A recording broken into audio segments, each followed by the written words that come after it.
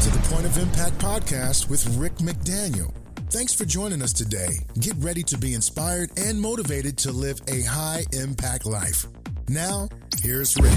Welcome to the Point of Impact podcast. I'm Rick McDaniel. It's great to have you joining us again today. We are in this theme of regrets, no regrets, looking at the top five regrets of the dying and trying to see if we can make sure that we don't have any of those regrets in our lives. And when we get to the end, whenever that is, I hope that's a long time from now, we'll look back and say, I don't have regrets. I didn't live my life with regrets. Today's the fourth regret, and this has to do with people saying that they wish they would have said some stuff that they didn't say. They wish they would have spoken and shared their thoughts and feelings instead of holding them back.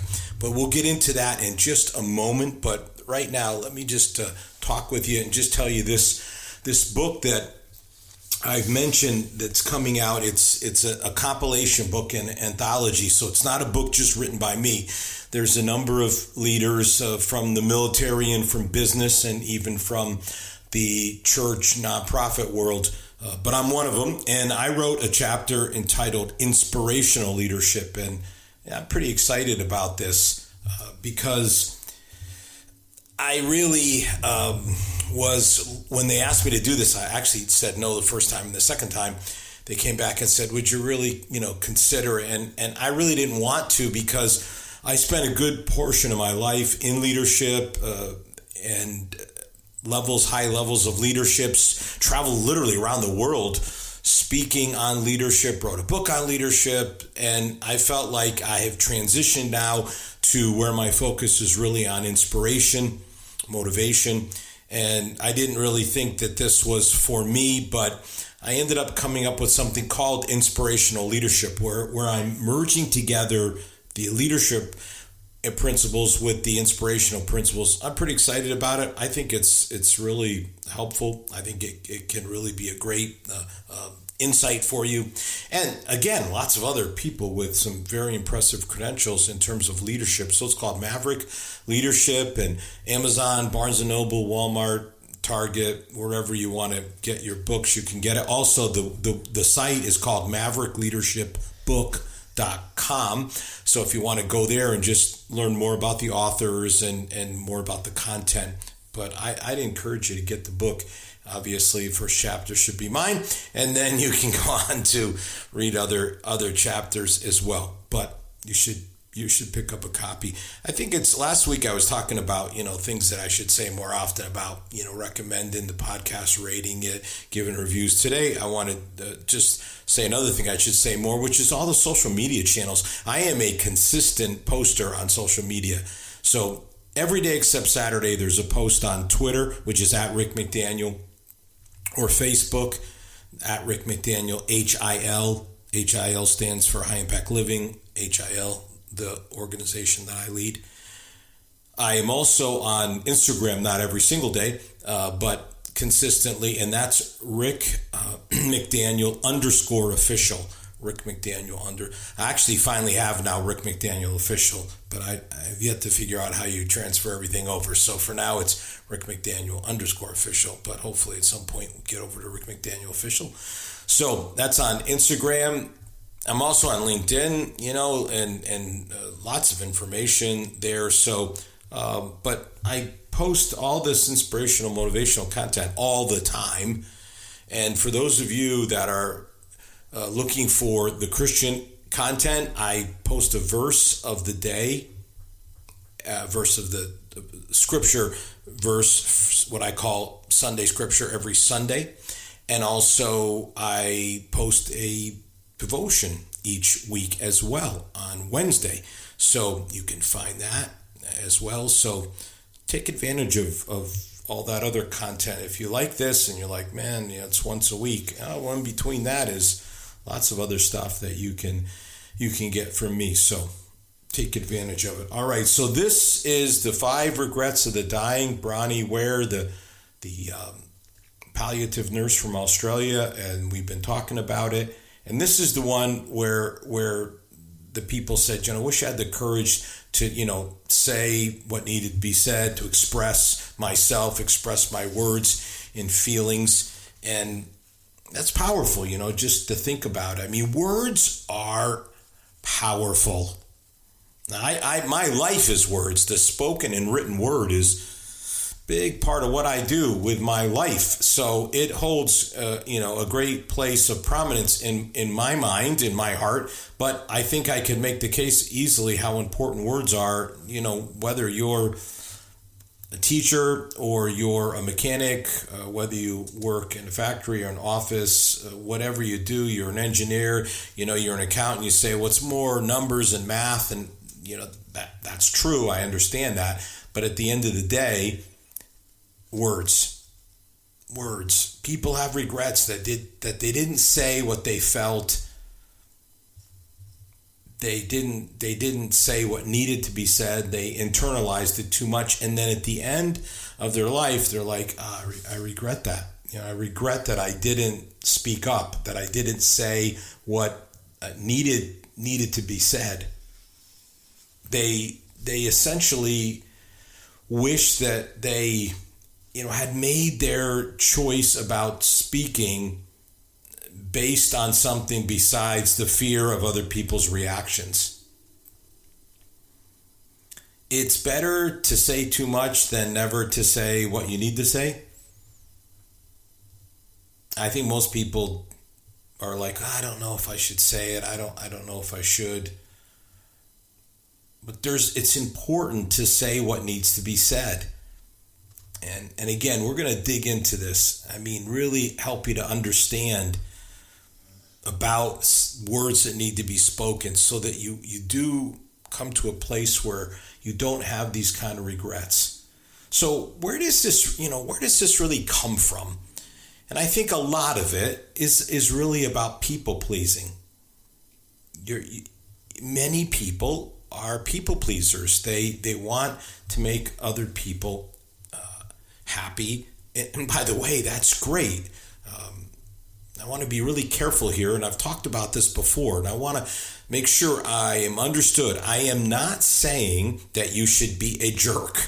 I am not saying that you should live your life to tick people off. I'm not saying that at all. I'm simply saying if you live your life just to try to make everyone happy and then not say things that need to be said because you think it might upset someone, you're going to end up regretting that. If you live your life to always make everyone happy, here's two things I can tell you. Number one, it won't work. You can't make everyone happy. You just can't. I've led organizations, I'm telling you. I've had people work for me. I've had volunteers. I'm telling you, it can't be done. So you're going to just make yourself miserable in the process if you try to do that. If you try to make everyone happy, it can't be done. Just understand that. And the second thing about pleasing people is ultimately we're supposed to please God. That's who we answer to. We don't answer to people. We answer to God. Now, most of the time, in pleasing God, you're going to please people. Most of the time, when you're loving and you're gracious and you're forgiving, those are things that will please people, that they're treated that way, kindness, and it'll please God when you act that way. But sometimes you will have to speak the truth, and in speaking the truth, people will not be pleased by that, but God will be pleased by that because he wants both grace and truth from us. So it's important to just really grasp that just really significant concept. This phrase, I don't want to hurt someone's feelings, is not a valid reason to stay silent. It just isn't. I have a phrase kind of well known for it. It goes like this: God would rather hurt your feelings than hurt your future. And a version of that can be applied here. Sometimes it may hurt someone's feelings, but it will help them in the long run to say what needs to be said. No one wakes up, no mentally well person wakes up and says, oh goody, today I get to tell someone something they don't want to hear. I get to confront someone about an issue. No one who is mentally well does that. But the people who are mentally strong will do what needs to be done. When the goal becomes avoiding disappointing people or making them upset, you are going to end up regretting that later. At the moment, you won't, because you'll avoid upsetting people and disappointing them, sure. But long term, remember, these are people of palliative care. They know they're dying. They're at the end of their days, and they're reflecting back. And this regret came up over and over and over again. I wish I would have said what needed to be said. I wish I would have expressed my feelings. I wish I would have had the courage to do it. So when you avoid saying no, you're not, you're not helping yourself. There's times you need to be able to say no. There's this whole thing called boundaries that all healthy people need to have in their lives. And boundaries involve having to say no. So sometimes you have to do that. And if you don't do it, you'll end up regretting it.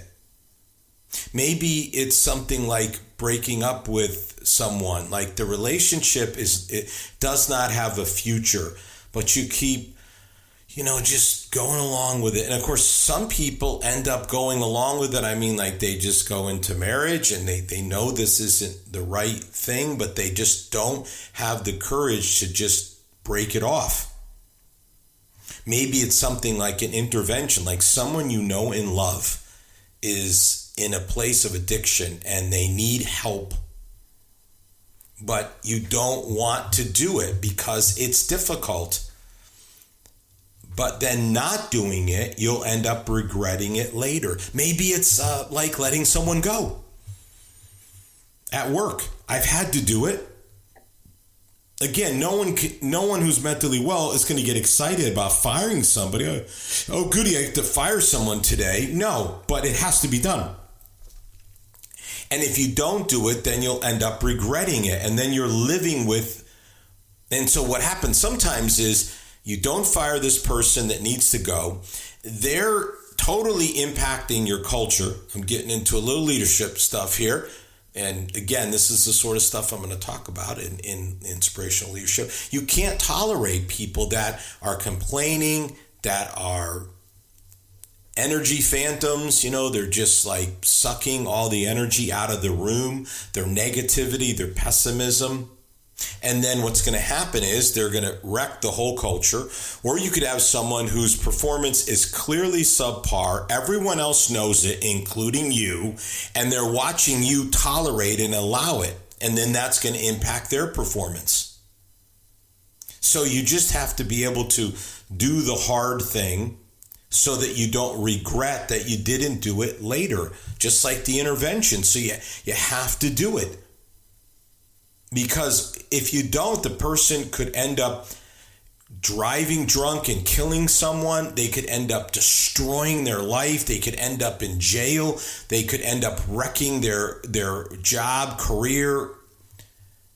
And then you're going to regret having not stepped in.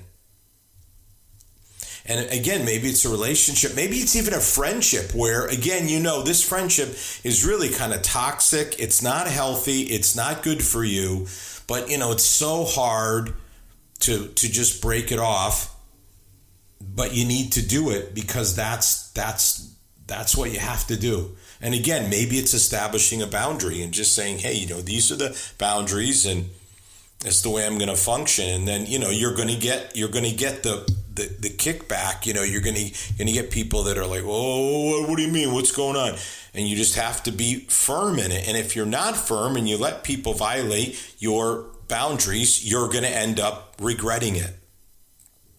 People may get angry. They may choose to withhold love or generosity, help, all kinds of things. But there's a bigger price to pay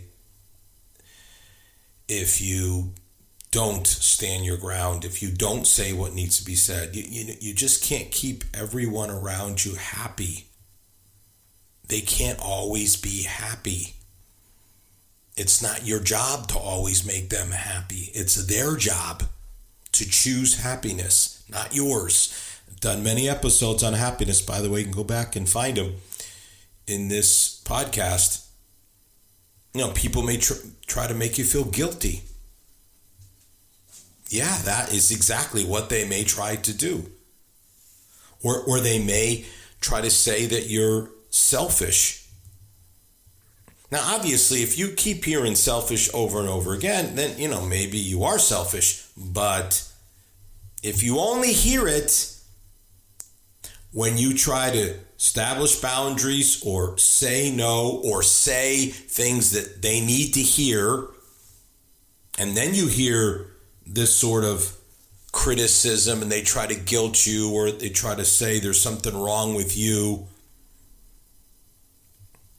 And, it's interesting, but in the Bible, in, say, like the Gospel of Luke, chapter 6, Jesus says, essentially, be careful. Be careful if everyone is saying good things about you. Jesus actually said that, like, no one is always going to have everyone say good things about them all the time. And if they are, you better be careful. That's not good. That means that you're living your life to please everyone, and at the end of the day, you're not going to have said things that needed to be said. You're not going to have expressed what you needed to express, which doesn't help them, by the way.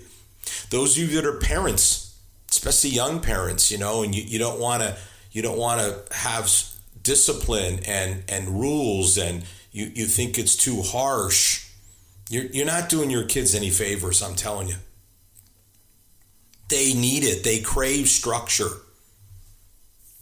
And this new idea of just catering to children, it's not a good thing. It's not a helpful thing. What's helpful is when children are secure, and they're secure when there are rules and there are boundaries and there are consequences. That's what gives them security and stability. You're going to regret it later, and then you're going to create the kind of children that are then very difficult to deal with in adulthood. And they're going to be entitled, and they're going to claim the victim status when it serves their purposes, and they're going to cause a lot of other people a lot of problems that you could have kept from happening if you would have had your boundaries. Now, that's all this one side of it. Let's try to positive this up here, and let's look at the other side, which is, like saying I love you more often. Like, I wish I would have the courage to express not just the stuff that's like, stop, don't, this isn't good, here's the truth, but the positive things. I wish I would have said I love you more. My dad's getting older, and I'm just going to be honest with you. I did not end all of my phone calls with my dad throughout my life saying, I love you. That is not something that I did. I end all my phone calls, just talked to him yesterday. I end all my phone calls with, I love you now. And when I get to visit him, and he lives hundreds and hundreds of miles away from me, so it's not easy to get there, but I was there last month. And when I was there, I absolutely said, I love you, because I don't know how many more years I have left with my dad, and I want to make sure he knows. And I don't want to regret having not said those things. And as we get into this Thanksgiving season, it's a good thing to think about this. I wish I would have expressed more appreciation and gratitude. More appreciation and gratitude. It's needed. It's needed. I wish I would have said thank you more. I wish I would have said I appreciate you more. It goes a long, long, long, long way. Now, I did an entire episode on the word thank you. I did this episode on 10 words that'll change your life. Yes, no, thank you. So, you might want to listen to that one as well for a deep dive into this. But just for now, I wish I would have expressed these words that need to be said can really, really help. Really help. So, besides the people-pleasing thing, what else? Well, I think defining, your life, like defining it, like this is what it brings fulfillment. If you're living to please others, then you can lose your way, and then you never get to where you want to get to. Like you have to define the life that you want to live. Like if you just try to keep the peace, what can end up happening is that you settle for mediocrity. You don't really end up with the life that you wanted. It isn't a great life. You're not living greater because you're keeping the peace. And where this is really bad, people come to the end of their life, they regret. Okay, that's part of it. But here's the other part. This can lead to like a bitterness and resentment now, so that you end up being a person that carries bitterness and resentment because other people, but in the end, it's because you chose to keep the peace or try to make everyone happy. And in the process of doing that, you end up having a life you really don't want to have. Over-dependence on other people's reactions can lead to you losing the ability, now listen, to find, to define, to clarify what you want.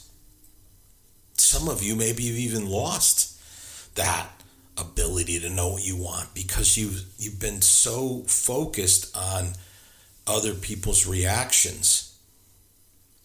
And this is really how you end up with regret instead of fulfillment. You haven't defined your life, so it got defined for you, and the way it got defined is one that you didn't like. But you allowed it to happen, and you don't need to. There's a classic line in counseling that goes like this: I'm not doing this to you, I'm doing it for me. When someone's upset about a decision that you've made, I'm not doing this to you. This decision isn't about me doing something to you. I'm doing it for me. This is a decision that I need to do for my life and my fulfillment. Okay, here's a big, big thing. Listen closely. You need to understand the difference between hurt and harm. Hurt and harm. Hurt is a normal part of life. Harm is something that is destructive. I am saying to you today, as clearly as I can, you are not to harm people, but you may end up hurting people. There's a difference. They're hurt because you did something that they didn't want you to do, or said something to them that hurt their feelings but needed to be said. Not harm them. Now, if you say something to someone in anger and frustration, and it's mean and it's hurtful and it's harmful, then you have to apologize for that. Yes, but if you are saying something to someone that needs to be said, it's truth, saying it in love, it may hurt a little, but for the relationship to be better, these things have to happen. This is so classic in, say, a marriage, Like you hear this phrase, happy wife, happy life. That is not true at all. And I've been successfully married longer, I bet you, than anyone who's listening right now. On top of that, I've counseled hundreds of couples and spoken on marriage a lot. So I don't just say that like off the cuff here. I mean, I got a lot of credentials to back this up. The problem with that is, well, what about the husband? That's an absurd thing. You can't have one person in the marriage be happy and the other not be happy. Words have to be spoken. So here's where that happy wife, happy life. Here's where that stuff comes from. It's like, well, you can't say certain things to your wife. Why? Says who? If you started out with your wife and she just really looked great, dressed great, always looked super hot for you, and then as time went by, now we're wearing sweats and sweatshirts and our hair's up in a bun, you can't say, hey, again, it's how you say it, of course, how you say it, but you can't say, hey, dear, I don't know, this it's like we've slid here in the wrong direction, and it's the same thing. You can't say anything about a woman's weight. Well, why not? Of course you can.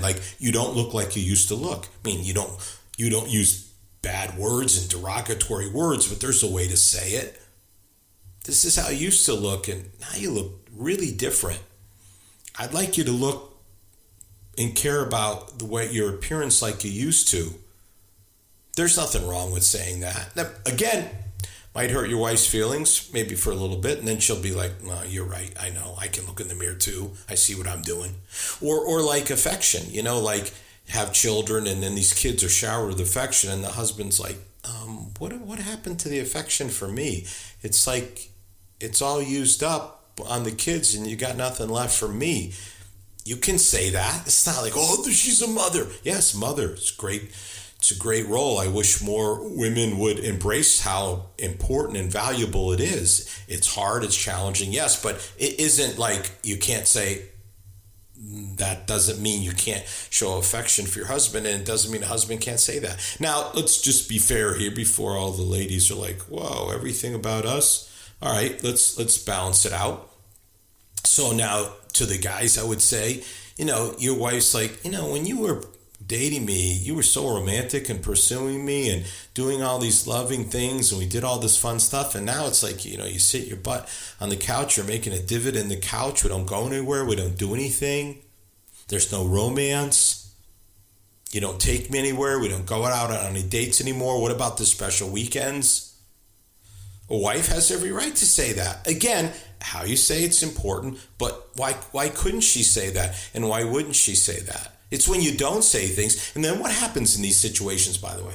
You don't say these things that need to be said, and then you end up with affairs, you end up with divorce. It all could have been preempted if you just would have said what needed to be said. All right? I mean, you can't speak the truth, live out your values, choose your own direction. You can't without disappointing some people. Yeah, you can't speak the truth, live out your values, choose your own direction without disappointing some people. They're going to disagree with you. Imagine a guy like me who's been speaking publicly and writing publicly for years. Imagine the amount of people that say, I don't agree with you about that. You're wrong about that. I mean, my last Fox News article had 5,500 comments, 5,500 comments from people about what I said. All right. But listen, I'm going to keep speaking the truth, living out my values and choosing my own direction. So here's the key. In a loving, responsible, honest way. And if people are upset by that, then too bad. However, if it's done in a controlling, irresponsible, and manipulative way, then you are going to have to answer for that, right? And maybe I'll say it another way. If controlling, irresponsible, manipulative people are upset with you, then you know you're on the right path. You know you're doing the right thing and saying the right thing. If loving, responsible, and honest people are upset with you about what you said or did, well, then you better take notice of that. You better check yourself and see. Make sure what you're saying and doing is in fact correct. So there's a good little guideline for you. People you respect, listen. People you don't respect, people don't have credentials, 5,500 people making comments. Well, the guy who has the credentials wrote the article. The rest of you are commenting on it, so I'm going to stick with me. But if people that I respect and know say, hey, Rick, I don't know about this or that, then I better listen. At the end of the day, you got to have the courage, you got to be willing to say what needs to be said and do what needs to be done so you don't end up regretting it, that you don't end up having resentment and bitterness in your life. Have a great week. You've been listening to the Point of Impact podcast with Rick McDaniel. Thanks for tuning in, and we look forward to you joining us for our next episode.